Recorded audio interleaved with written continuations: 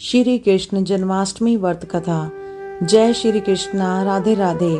श्री कृष्ण जन्माष्टमी का पर्व भाद्रपद मास के कृष्ण पक्ष की अष्टमी को किया जाता है। कृष्ण जन्माष्टमी को भगवान श्री कृष्ण के जन्मोत्सव के रूप में मनाया जाता है। भगवान श्री कृष्ण का जन्म भाद्रपद मास के कृष्ण पक्ष की अष्टमी बुधवार को रोहिणी नक्षत्र में अर्धरात्रि के समय वृष के चंद्रमा में हुआ था। इस व्रत को करने और इसकी कथा को सुनने से समस्त पापों का नाश होता है और सुख सौभाग्य में वृद्धि होती है।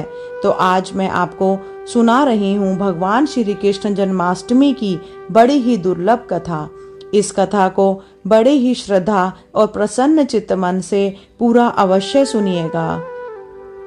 इस कथा को पूरा सुनने से ही व्रत पूर्ण माना जाता है। द्वापर युग में जब पृथ्वी पाप और अत्याचारों के भार से दबने लगी तो पृथ्वी गाय का रूप बनकर सृष्टिकर्ता विधाता ब्रह्मा के पास गई। सभी देवता ब्रह्मा जी के पास गए और ब्रह्मा जी को पृथ्वी की दुखांत कथा सुनाई। वहां उपस्थित सभी देवताओं ने निर्णय किया कि इस संकट के समाधान हेतु भगवान विष्णु के पास जाएंगे और सभी लोग पृथ्वी को साथ लेकर क्षीर सागर में भगवान विष्णु के पास पहुँचे, जहाँ भगवान विष्णु शेष सैया पर शयन कर रहे थे। वहां जाकर सभी देवतागण भगवान विष्णु की स्तुति करने लगे। स्तुति करने से भगवान विष्णु की निंद्रा भंग हुई। तब विष्णु जी ने सबसे आने का कारण पूछा। तब दीन वाणी से पृथ्वी बोली, प्रभु, संपूर्ण भूमंडल पाप और अत्याचारों से घिर गया है और पृथ्वी इन पाप और अत्याचारों के भार से दबने लगी है, इसलिए कृपया करके इस संकट का निवारण कीजिए। यह सुनकर भगवान श्री हरि विष्णु बोले, मैं ब्रजमंडल में वासुदेव गोप की भार्या कंस की बहन देवकी के गर्भ से जन्म लूंगा, इसीलिए तुम ब्रज भूमि में जाकर यादव कुल में अपना शरीर धारण करो। इतना कहकर भगवान विष्णु अंतर्ध्यान हो गए और देवता और पृथ्वी ब्रज भूमि में आकर यादव कुल के नंद यशोदा और गोपियों के रूप में पैदा हुए। इसके बाद कुछ दिन ऐसे ही व्यतीत हो गए। वासुदेव नवविवाहित देवकी और कंस के साथ गोकुल में जा रहे थे। तभी अचानक भविष्यवाणी हुई कि हे कंस, तुझको तू आपकी बहन समझकर अपने साथ तू ले जा रहा है, इसी के गर्भ से 8वां पुत्र होगा जो तेरी मृत्यु का कारण बनेगा। इतना सुनते ही कंस तलवार उठाकर देवकी को मारने के लिए दौड़ा। तब वासुदेव ने कहा, कंस, यह औरत बेकसूर है और ऐसी स्त्री को मारना उचित नहीं है, इसीलिए जब भी देवकी के गर्भ से पुत्र का जन्म होगा तो मैं उसे पैदा होते ही आपको अपनी सब संतान दे दूंगा, तो आपको कौन मारेगा। कंस ने उनकी बात मान ली और वासुदेव और देवकी को ले जाकर कारागार में बंद कर दिया। जब भी देवकी के पुत्र होता तो कंस उन्हें मार देता। इसी तरह देवकी के 7 पुत्र मारे गए। इसके बाद जैसे ही 8वें गर्भ की बात कंस को मालूम हुई तो इस बात का पता चलते ही कंस ने देवकी और वासुदेव को विशेष कारागार में डालकर पहरवा लगा दिया। भाद्रपद मास की कृष्ण पक्ष की अष्टमी को भयावनी रात के समय जब शंख गदा पदधारी भगवान श्री कृष्ण का जन्म हुआ तो चारों ओर प्रकाश फैल गया। लीलाधारी भगवान की यह लीला देखकर वासुदेव और देवकी उनके सामने हाथ जोड़कर खड़े हो गए। भगवान श्री कृष्ण ने जब अपना बाल स्वरूप लिया तब देवकी और वासुदेव के हाथों की हथकड़ियां टूटकर खुल गई। दरवाजे अपने आप खुल गए और पहरेदार सोते हुए नजर आए। जब वासुदेव ने यमुना को पार करने के लिए अंदर प्रवेश किया तो यमुना का स्तर बढ़ने लगा। भगवान के चरण कमल छूने को ललायित यमुना कृष्ण द्वारा पैर लटका देने पर भगवान के चरण कमल को स्पर्श कर उतर गई, अर्थात वह बिल्कुल घट गई। वासुदेव यमुना को पार करके गोकुल धाम पहुंच गए। वहां जाकर खुले दरवाजे और सोई हुई यशोदा को देखकर बालक कृष्ण को वहीं सुला दिया और सोई हुई कन्या को लेकर चले आए। जब वासुदेव वापस कारागार में पहुंचे तो अपने आप उनकी बेड़ियां लग गई और दरवाजे फिर से बंद हो गए। दरवाजे बंद होने के बाद वहां सोए हुए पहरेदार भी जाग गए। हथकड़ियां लगने के बाद कन्या रोने लगी। जब जगे हुए पहरेदारों ने कन्या का रुदन सुनकर तुरंत कंस के पास खबर भेज दी कि देवकी का 8वां पुत्र जन्म ले चुका है। यह सुनकर कंस तुरंत दौड़ता हुआ वहां आया।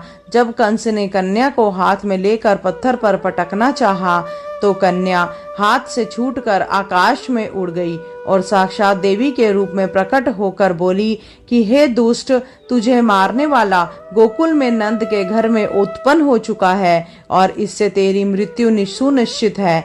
मेरा नाम तो वैष्णवी है। मैं संसार में कर्ता भगवान विष्णु की माया से उत्पन्न हुई हूँ। इतना कहकर वह स्वर्ग की ओर चली गई। उस आकाशवाणी को सुनकर कंस क्रोधित हो उठा। उसने नंद जी के गृह में पूतना राक्षसी को कृष्ण जी का वध करने के लिए भेजा, किंतु जब वह राक्षसी श्री कृष्ण जी को स्तनपात कराने लगी तो भगवान श्री कृष्ण ने उनके स्तन से उनके प्राणों को खींच लिया और वह राक्षसी कृष्ण कृष्ण करते हुए मृत्यु को प्राप्त हुई। जब कंस को पूतना की मृत्यु का समाचार प्राप्त हुआ तो उसने कृष्ण का वध करने के लिए क्रमशः केशी नामक दैत्य को अश्व के रूप में भेजा। इसके पश्चात अरिष्ट नामक दैत्य को बैल के रूप में भेजा, किंतु यह दोनों भी भगवान श्री कृष्ण के हाथों मृत्यु को प्राप्त हुए। इसके पश्चात कंस ने कालियाकास्त नामक दैत्य को कौवे के रूप में भेजा, किंतु वह भी श्री कृष्ण के हाथों मारा गया। अपने बलवान राक्षसों की मृत्यु के आघात से कंस अत्यधिक भयभीत हो गया।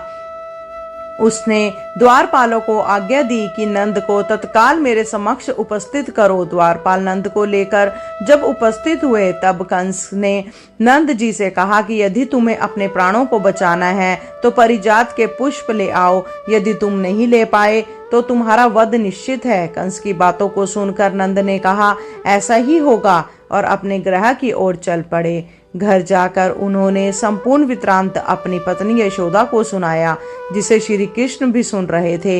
एक दिन श्री कृष्ण अपने मित्रों के साथ यमुना नदी के किनारे गेंद खेल रहे थे और अचानक श्री कृष्ण की ही गेंद यमुना में जाकर गिर गई। यमुना में गेंद फेंकने का मुख्य उद्देश्य यह था कि भगवान श्री कृष्ण किसी प्रकार पारिजात पुष्प ले आए, अतः वे कदम्ब के वृक्ष पर चढ़कर यमुना में कूद पड़े। कृष्ण के यमुना में कूदने का समाचार श्रीधर नामक गोपाल ने मैया यशोदा को सुनाया। यह सुनकर यशोदा भागती हुई यमुना नदी के किनारे आ पहुंची और उन्होंने यमुना नदी के प्रार्थना करते हुए कहा, यमुना माता, यदि मैं बालक को देखूंगी तो भाद्रपद मास की रोहिणी युक्त अष्टमी का व्रत अवश्य करूंगी, क्योंकि दयादान सज्जन प्राणी ब्राह्मण कुल में जन्म, रोहिणी युक्त अष्टमी, गंगा जल एकादशी, गया श्रद्धा और रोहिणी व्रत यह सभी दुर्लभ हैं। हजारों अश्वमेघ यज्ञ, सहस्त्रों राजसूर्य यज्ञ, दान, तीर्थ और व्रत करने से जो फल प्राप्त होता है वह सब श्री कृष्ण जन्माष्टमी के व्रत को करने से प्राप्त हो जाता है। यह बात नारद ऋषि ने इंद्र से कही थी और इंद्र ने कहा, हे मुनियों, मैं श्रेष्ठ नारद यमुना नदी में कूदने के बाद उसे बाल रूपी कृष्ण ने पाताल में जाकर क्या किया, यह संपूर्ण वृत्तांत भी बतलाइए। नारद जी ने कहा, इंद्र पाताल में उस बालक से नागराज की पत्नी ने कहा कि तुम यहाँ क्या कर रहे हो, कहाँ से आए हो और यहाँ आने का क्या प्रयोजन है। नाग पत्नी बोली, कृष्ण, क्या तूने धृत कीड़ा की है जिससे अपना समस्त धन हार गया है? यदि ये बात ठीक है तो कंकर, मुकुट और मंदिरों का हार लेकर अपने गृह चले जाओ, क्योंकि इस समय मेरे स्वामी शयन कर रहे हैं। यदि वे उठ गए तो वे तुम्हारा भक्षण कर देंगे। नागपत्नी की बातें सुनकर श्री कृष्ण जी ने कहा कि हे कांते, मैं किस प्रयोजन से यहाँ आया हूँ वह वृत्तांत मैं तुम्हें बताता हूँ, समझ लो। मैं कालिया नाग के मस्तक को कंस के साथ जुए में हार चुका हूँ और वहीं यहाँ मैं लेने आया हूँ। बालक कृष्ण की इस बात को सुनकर नागपत्नी अत्यंत क्रोधित हो उठी और अपने सोए हुए पति को उठाते हुए उन्होंने कहा, हे स्वामी, आपके घर यह शत्रु आया है, अतः आप इसका हनन कीजिए। अपनी स्वामिनी की बातों को सुनकर कालिया नाग निद्रा अवस्था से जाग पड़ा और भगवान कृष्ण से युद्ध करने लगा। युद्ध में कृष्ण जी को मूर्छा आ गई। इस मूर्छा को दूर करने के लिए उन्होंने गरुड़ का स्मरण किया। स्मरण होते ही गरुड़ जी वहां आ गए। भगवान श्री कृष्ण अब गरुड़ पर चढ़कर कालिया नाग से युद्ध करने लगे और उन्होंने कालिया नाग को युद्ध में पराजित कर दिया। अब कालिया नाग ने भली भांति जान लिया था कि मैं जिनसे युद्ध कर रहा हूँ वे और कोई नहीं, स्वयं भगवान विष्णु जी के अवतार श्री कृष्ण जी हैं। अतः कालिया नाग ने भगवान श्री कृष्ण के चरणों में प्रणाम किया और परिजात से उत्पन्न बहुत से पुष्पों को मुकुट में रखकर श्री कृष्ण जी को भेंट किया। अब श्री कृष्ण जी चलने को हुए, तब कालिया नाग की पत्नी ने कहा, हे स्वामी, मैं कृष्ण को नहीं जान पाई। हे जनानाथ, मंत्र रहित, क्रिया रहित, भक्ति भाव रहित मेरी रक्षा कीजिए। हे प्रभु, मेरे स्वामी को मुझे वापस दे दीजिए। तब श्री कृष्ण ने कहा कि हे शर्पणी, दैत्यों में जो सबसे बलवान है उस कंस के सामने मैं तेरे पति को ले जाकर छोड़ दूंगा, अन्यथा तुम अपने ग्रह को चली जाओ। अब श्री कृष्ण जी कालिया नाग के फन पर नृत्य करते हुए यमुना के ऊपर आ गए। उसके बाद कालिया नाग की फुंकार से तीनों लोग कंपायनमान हो गए। अब श्री कृष्ण जी कंस की मथुरा नगरी की ओर चल दिए। महाकमल पुष्पों को देखकर यमुना के मध्य जलाशय में वह कालिया सर्प भी चला गया। इधर कंस भी विस्मित हो गया और कृष्ण प्रसन्नचित होकर गोकुल वापस लौट आए। उनके गोकुल आने पर उनकी माता यशोदा ने विभिन्न प्रकार के उत्सव किए। अब इंद्र ने नारद जी से पूछा, हे नारद, संसार के प्राणी बालक श्री कृष्ण के आने पर अत्यधिक आनंदित हुए। आखिर श्री कृष्ण जी ने क्या क्या चरित्र किया, वह सभी आप मुझे बताने की कृपा करें। नारद जी ने इंद्र से कहा, मन को हारने वाला मथुरा नगर यमुना नदी के दक्षिण भाग में स्थित है। वहां महाकांश का महाबलशाली भाई चारुड़ रहता है। उस चारुड़ से श्री कृष्ण के मल युद्ध की घोषणा की गई। हे इंद्र, कृष्ण और चारुड़ का मल युद्ध अत्यंत आश्चर्यजनक था। चारुड़ की अपेक्षा कृष्ण बालक रूप में थे। शंख और मृदंग के शब्दों के साथ कंस और केसी के इस युद्ध को मथुरा की जनसभा के मध्य में देख रहे थे। श्री कृष्ण जी ने अपने पैरों को चारुड़ के गले में फंसाकर उसका वध कर दिया। उसकी मृत्यु के पश्चात उसका मल युद्ध केशी के साथ हुआ। अंत में केशी भी युद्ध में श्री कृष्ण के द्वारा मारा गया। केसी की मृत्यु उपरांत मल युद्ध देख रहे सभी प्राणी श्री कृष्ण जी की जय जयकार करने लगे। बालक कृष्ण के द्वारा चारुड़ और केसी का वध होना कंस के लिए अत्यंत हृदय विदारक था। अतः उन्होंने सैनिकों को बुलवाकर उन्हें आज्ञा दी कि तुम सभी अस्त्र और शस्त्रों से सुसज्जित होकर कृष्ण जी से युद्ध करो। आगे नारद मुनि कहते हैं, हे इंद्र, इस क्षण श्री कृष्ण जी ने गरुड़, बलराम और सुदर्शन चक्र का ध्यान किया, जिसके परिणाम स्वरूप बलदेव जी सुदर्शन चक्र लेकर गरुड़ पर आरूढ़ होकर वहां आ गए। उन्हें आता देख बालक कृष्ण सुदर्शन चक्र को उनसे लेकर स्वयं गरुड़ की पीठ पर बैठकर ना जाने कितने ही राक्षसों दैत्यों का वध कर दिया, कितने ही शरीर अंग भंग कर दिए। इस युद्ध में श्री कृष्ण और बलदेव ने असंख्य दैत्यों का वध किया। बलराम जी ने अपनी आयुध शस्त्र हल से और कृष्ण जी ने सुदर्शन चक्र से माघ मास की शुक्ल पक्ष की सप्तमी को विशाल दैत्यों के समूह का सर्वनाश कर दिया। जब अंत में केवल दुराचारी कंस ही बचा तो कृष्ण जी ने कहा कि हे दुष्ट, अधर्मी, दुराचारी, अब मैं इस महायुद्ध स्थल पर तुझसे युद्ध कर तेरा वध कर इस संसार को तुझसे मुक्त करूंगा। यह कहते हुए श्री कृष्ण जी ने उसके केश को पकड़ लिया और कंस को घुमाकर पृथ्वी पर पटक दिया, जिससे वह मृत्यु को प्राप्त हुआ। कंस के मरने पर देवताओं ने शंख घोष और पुष्प वर्षा करी। वहां उपस्थित समुदाय श्री कृष्ण जी की जय जयकार कर रहा था। कंस की मृत्यु पर नंद बाबा, देवकी माता, वासुदेव जी, यशोदा माता और इस संसार के सभी प्राणियों ने हर्ष पर्व मनाया। इस प्रकार से श्री कृष्ण जन्माष्टमी की इस पावन कथा पर यहीं पर समाप्त हुआ। बोलिए श्री कृष्ण भगवान की जय। बोलिए श्री राधा कृष्ण भगवान की जय। अब आइए अंत में श्रवण करते हैं भगवान श्री कृष्ण और मैया यशोदा की अलौकिक कथा को। एक बार यशोदा मैया प्रभु श्री कृष्ण के उल्लाहनों से तंग आ गई और छड़ी लेकर श्री कृष्ण की ओर दौड़ी। जब प्रभु ने अपनी मैया को क्रोध में देखा तो वह अपना बचाव करने के लिए भागने लगे। भागते भागते श्री कृष्ण एक कुम्हार के पास पहुंचे। कुम्हार को अपनी मिट्टी के घड़े बनाने में व्यस्त था, लेकिन जैसे ही कुम्हार ने श्री कृष्ण को देखा तो वह बहुत प्रसन्न हुआ। कुम्हार जानता था कि श्री कृष्ण साक्षात परमेश्वर है। तब प्रभु ने कुम्हार से कहा कि हे कुम्हार जी, आज मेरी मैया मुझ पर बहुत क्रोधित है। मैया छड़ी लेकर मेरे पीछे आ रही हैं। भैया मुझे कहीं छुपा लो। तब कुम्हार ने श्री कृष्ण को एक बड़े से मटके के नीचे छुपा दिया।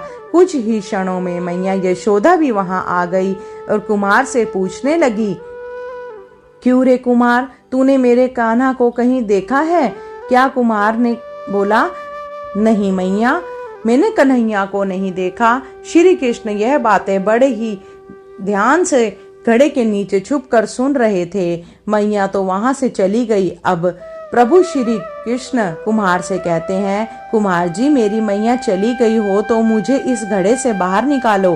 कुम्हार बोला, ऐसे नहीं प्रभु जी, पहले मुझे 84 लाख योनियों के बंधन से मुक्त कराने का वचन दो। भगवान मुस्कुराए और कहा, ठीक है, मैं तुम्हें 84 लाख योनियों से मुक्त करने का वचन देता हूँ। अब तो मुझे बाहर निकाल दो। कुमार कहने लगा, मुझे अकेले नहीं प्रभु जी, मेरे परिवार के सभी लोगों को भी 84 लाख योनियों के बंधन से मुक्त कराने का वचन दोगे तो मैं आपको इस घड़े से बाहर निकालूंगा। प्रभु जी कहते हैं, चलो ठीक है, उनको भी 84 लाख योनियों के बंधन से मुक्त होने का मैं वचन देता हूँ। अब तो मुझे घड़े से बाहर निकाल दो। अब कुमार कहता है, बस प्रभु जी, एक विनती और है, उसे भी पूरा करने का वचन दे दो तो मैं आपको घड़े से बाहर निकाल दूंगा। भगवान बोले, वो भी बता दे क्या करना चाहते हो। कुम्हार कहने लगा, प्रभु जी, जिस घड़े के नीचे आप छुपे हो उसकी मिट्टी मेरे बैलों के ऊपर लाद के लाई गई थी। मेरे इन बैलों को भी 84 के बंधन से मुक्त करने का वचन दो। भगवान ने कुम्हार के प्रेम से प्रसन्न होकर उन बैलों को भी 84 के बंधन से मुक्त होने का वचन दिया। प्रभु बोले, अब तो तुम्हारी सब इच्छा पूरी हो गई, अब तो मुझे घड़े से बाहर निकाल दो। तब कुमार कहता है, अभी नहीं भगवान, बस एक अंतिम इच्छा और है, उसे भी पूरा कर दीजिए। और वो ये है, जो भी प्राणी हम दोनों के बीच के इस संवाद को सुनेगा उसे भी आप 84 लाख योनियों के बंधन से मुक्त करोगे। बस यह वचन दे दो तो मैं आपको इस घड़े से बाहर निकाल दूंगा। कुमार की प्रेम भरी बातों को सुनकर प्रभु श्री कृष्ण बहुत खुश हुए और कुमार की इस इच्छा को भी पूरा करने का वचन दिया। फिर कुम्हार ने बाल श्री कृष्ण को घड़े से बाहर निकाल दिया, उनके चरणों में प्रणाम किया, प्रभु जी के चरण धोए और चरणामृत पिया। अपनी पूरी झोपड़ी में चरणामृत का छिड़काव किया और प्रभु जी को गले लगाकर इतना रोए कि प्रभु में ही विलीन हो गए। जरा सोच कर देखिए, जो बाल श्री कृष्ण 7 कोस लंबे चौड़े गोवर्धन पर्वत को अपनी 21 उंगली पर उठा सकते हैं तो क्या वो एक घड़ा नहीं उठा सकते थे? लेकिन बिना प्रेम रिझे नहीं नटवर नंद किशोर। कोई कितने भी यज्ञ करे, अनुष्ठान करे, कितना भी दान करे, चाहे कितनी भी भक्ति करे, लेकिन जब तक मन में प्राणी मात्र के लिए प्रेम नहीं होगा, प्रभु श्री कृष्ण मिल नहीं सकते। जय जय श्री राधे कृष्णा। अगर आपको वीडियो पसंद आई हो तो हमारे चैनल को सब्सक्राइब करें। धन्यवाद।